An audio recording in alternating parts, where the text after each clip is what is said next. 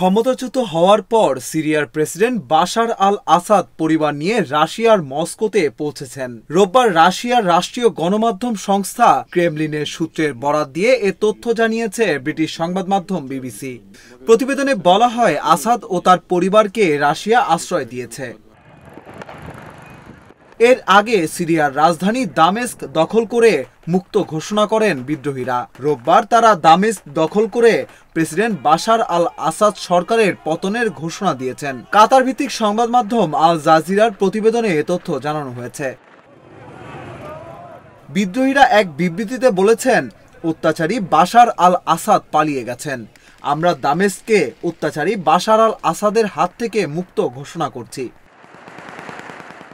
বিদ্রোহীদের তোপের মুখে দেশ ছেড়ে ইরাক পালাচ্ছে সিরিয়ার প্রেসিডেন্ট বাশার আল আসাদের সেনাবাহিনী। এর মধ্যে প্রায় 2 দশক ধরে চলা সিরিয়ায় বাশার আল আসাদ সরকারের পতন হয়। ক্ষমতাচ্যুত হওয়ার পর তার অবস্থান নিয়ে নানা গুঞ্জন দেখা দেয়। অবশেষে তার অবস্থানের কথা জানা গেল।